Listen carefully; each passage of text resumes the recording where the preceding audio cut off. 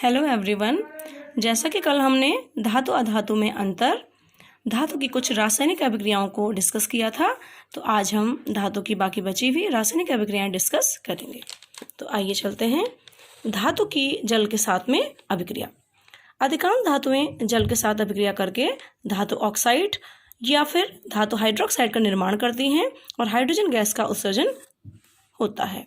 यही धातु ऑक्साइड जल के संपर्क में आने पर धातु हाइड्रोक्साइड का निर्माण करती हैं।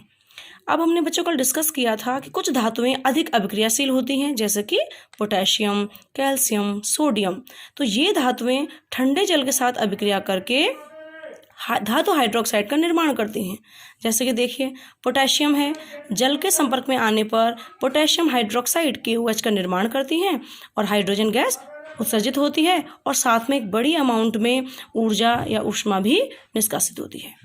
इसी प्रकार सोडियम धातु भी जल के संपर्क में आने पर सोडियम हाइड्रोक्साइड का निर्माण करती है और हाइड्रोजन गैस का उत्सर्जन होता है और ऊर्जा निकलती है। इसी प्रकार से कैल्शियम भी जल के संपर्क में आने पर कैल्शियम हाइड्रोक्साइड का निर्माण करता है और हाइड्रोजन गैस उत्सर्जित होती है। बच्चों, यहाँ पे एक इम्पॉर्टेंट ध्यान देने वाली बात यह है कि हमने अक्सर क्वेश्चन पूछा भी जाता है बोर्ड परीक्षा में कि सोडियम धातु को जल के साथ क्रिया कराने पर ये विस्फोट क्यों होता है। तो इसका रीज़न क्या है कि सोडियम का पीस जब आप जल में अचानक से फेंकते हैं तो क्योंकि इस अभिक्रिया में क्या हो रहा है, सोडियम हाइड्रोक्साइड का निर्माण हो रहा है और हाइड्रोजन गैस का उत्सर्जन हो रहा है और साथ में ही एक बड़ी अमाउंट में ऊर्जा भी और ऊष्मा भी निकलती है। ये ऊष्मा हाइड्रोजन को और जलने में और सहायक होती है और जिसके कारण कि यहाँ पर क्या हो जाता है, विस्फोट हो जाता है। तो इसीलिए सोडियम को कभी भी ड्राई रखना चाहिए, कभी भी उसे वेट एरिया में नहीं रखना चाहिए। इसे केरोसिन ऑयल में ही सावधानीपूर्वक रखा जाता है। इसके अलावा अब बच्चों, कैल्शियम धातु और मैग्नीशियम धातुएं जो होती हैं जल से क्रिया करके पानी में तैरने लगती हैं।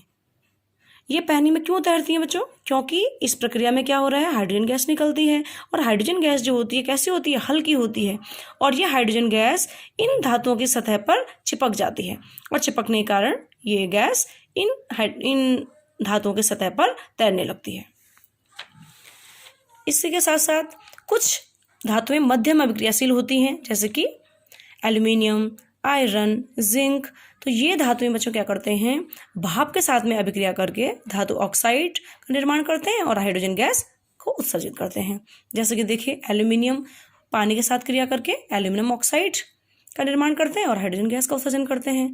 इसी प्रकार से आयरन पानी के साथ में क्रिया करके आयरन ऑक्साइड Fe3O4, जिसको हम मैग्नेटाइट भी कहते हैं, इसका निर्माण करते हैं और हाइड्रोजन गैस का उत्सर्जन करते हैं।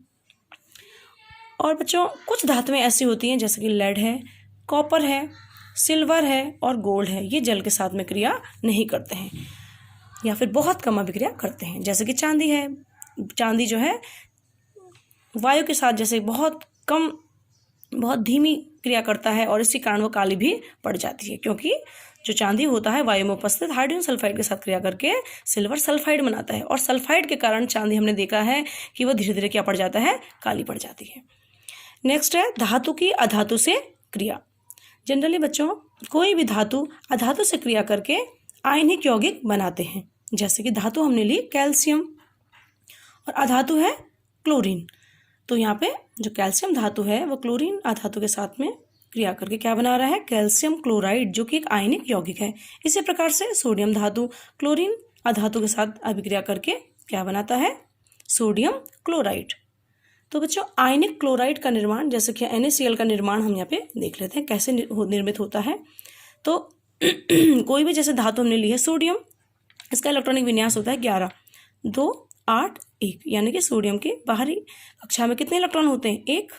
तो बच्चों, सोडियम जब भी क्लोरीन से रिएक्शंस करेगा या NaCl के निर्माण में सोडियम क्या करता है, अपने बाहरी कक्षा में जो 1 इलेक्ट्रॉन होता है इसको त्याग करके एक क्या बनाता है, धनायन बनाता है, जिसको हम कहते हैं सोडियम धनायन, और इसके पास रह जाते हैं 10 इलेक्ट्रॉन।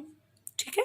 इसी प्रकार से क्लोरीन भी क्या करता है, साथ साथ इसके इलेक्ट्रॉनिक विन्यास में कितने हैं भारी इलेक्ट्रॉन, 7, 2, 8, 7 है, तो भारी इलेक्ट्रॉन इसमें 7 और ये एक इलेक्ट्रॉन को ग्रहण करके क्या बना लेता है, 2, 8, 8, यानी कि एक स्थायी इलेक्ट्रॉनिक विन्यास प्राप्त कर लेता है। तो बच्चों, एक याद रखिए कि आयनिक यौगिकों के निर्माण में जो किससे हो रहा है, एक धातु और एक उपधातु से, एक धातु और एक अधातु से हो रहा है।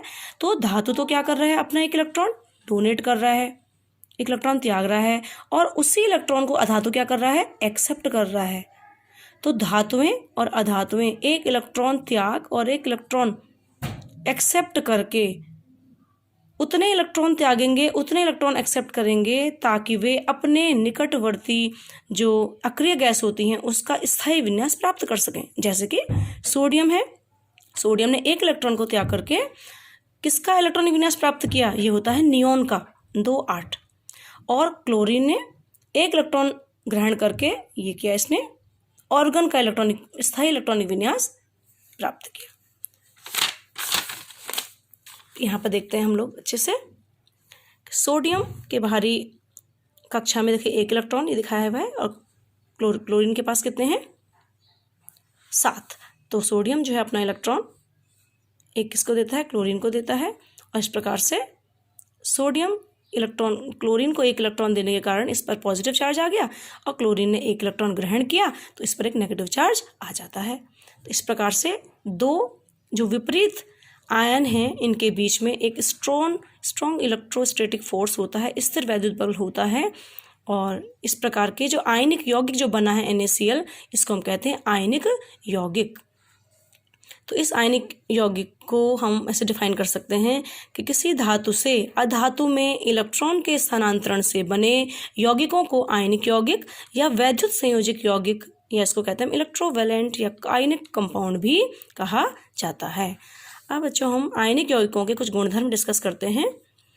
पहला गुणधर्म है कि क्योंकि हम जानते हैं कि आयनिक यौगिक किससे मिलकर बने हैं, दो विपरीत आयनों से, धन और ऋण आयनों से, और धन और ऋण आयनों से जब बने होंगे तो ऑब्वियस है इनके बीच में कैसा बॉन्ड होगा, स्ट्रॉन्ग बॉन्ड होगा। तो इन बॉन्ड के कारण ये कैसे होते हैं, क्रिस्टलीय ठोस होते हैं, हार्ड कठोर होते हैं, और कुछ आयनिक यौगिक जो हैं भंगुर भी होते हैं। भंगुर मैंने पहले ही बताया था कि आसानी से इनको यदि आप नीचे ज़मीन पे छोड़ देंगे, तेजी से यदि छोड़ देंगे तो क्या हो जाएंगे, टूट जाएंगे। सेकंड गुण है कि आयनिक यौगिकों का गलनांक और क्वथनांक जो होता है बहुत अधिक होता है। क्यों होता होगा, क्योंकि इनके बीच में आयनिक यौगिकों के किससे बने हैं, विपरीत आयनों से, विपरीत आवेश वाले आयनों से, और इन आयनों के बीच में स्ट्रॉन्ग इलेक्ट्रोमैग्नेटिक फोर्स होता है। तो इस फोर्स को तोड़ने के लिए बहुत अमाउंट में ऊर्जा की आवश्यकता होती है, इसलिए क्या होते हैं, आयनिक यौगिकों के गलनांक और क्वथनांक बहुत अधिक होते हैं। थर्ड गुण है कि आयनिक यौगिक जो होते हैं जनरली पानी में तो क्या होते हैं, घुलनशील होंगे, और कार्बनिक विलायकों जैसे कि केरोसिन, पेट्रोल आदि में क्या होते हैं, अविलेय होते हैं। नेक्स्ट है, ठोस अवस्था में जो आयनिक यौगिक होंगे ये विद्युत के क्या होते हैं, कुचालक होते हैं, लेकिन गलित अवस्था में विद्युत के सुचालक होते हैं। एग्जाम्पल के लिए ले सकते हैं जैसे सोडियम क्लोराइड है। तो बच्चों जो नमक होता है सोडियम क्लोराइड, उसको ठोस अवस्था में ये कोई भी विद्युत का संचालन नहीं करता है, विद्युत का प्रवाह नहीं करता है, बट हम जब सोडियम क्लोराइड को पानी में घोलेंगे तो क्या हो जाएगा, एक्वा सोल्यूशन हो जाता है, वो अपने आयनों में टूट जाता है, सोडियम पॉजिटिव और Cl नेगेटिव में। अब सोडियम क्लोराइड का जो एक्वा सोल्यूशन होगा इसमें क्या हो सकती है, आसानी से विद्युत संचालन हो जाता है। देखिए क्योंकि इस अवस्था में क्या हो जाता है, गलित अवस्था में विपरीत आवेश वाले आयनों के बीच स्थित वैद्युत आकर्षण बल ऊष्मा के कारण क्या हो जाता है, कमजोर पड़ जाता है। अतः आयन क्या हो जाते हैं, स्वतंत्र रूप से गमन करते हैं और विद्युत का चालन करते हैं, जो कि NaCl के केस में होता है। अब बच्चों हमने जो है धातुओं की सभी गुण धर्म पढ़ लिए हैं, भौतिक भी और रासायनिक भी। तो अब हम धातु अधातु के रासायनिक गुणधर्मों के आधार पर कुछ अंतर देख लेते हैं। पहला अंतर है ऑक्सीजन से क्रिया।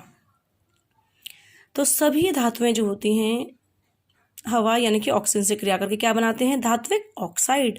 और धातु से बने इन धात्विक ऑक्साइड का जो प्रकृति होती है हमेशा कैसी होती है, क्षारीय होती है।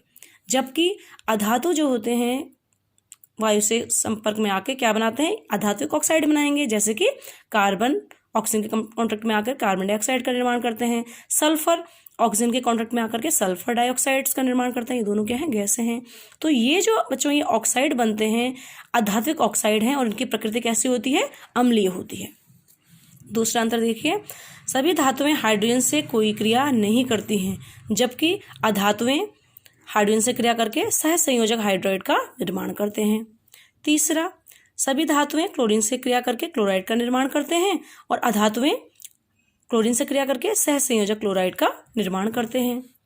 सभी धातुएं अम्ल से क्रिया करके हाइड्रोजन गैस का उत्सर्जन करते हैं, जैसे कि हमने देखा था, और अधातुएं अम्ल से अभिक्रिया नहीं करती हैं। और लास्ट है कि धातुएं जल से अभिक्रिया करके हाइड्रोजन गैस का उत्सर्जन करते हैं, जैसे कि अभी देखा हमने। बट अधातुएं जो हैं जनरली पानी से अभिक्रिया नहीं करती हैं। बट जैसा कि ये सल्फर अधातु होती है, ये ऑक्सीजन के संपर्क में आके क्या बना लेती है, सल्फर डाइऑक्साइड। और ये सल्फर डाइऑक्साइड जो होता है, ये ऑक्साइड पानी के संपर्क में आकर के क्या बना लेता है, H2SO3 सल्फ्यूरस अम्ल का निर्माण करते हैं, जो कि एसिड रेन का भी एक पार्ट है। तो आज के लिए बच्चों इतना ही। नेक्स्ट वीडियो में हम इस पार्ट का बाकी बचा हुआ पोर्शन डिस्कस करेंगे। Thank you.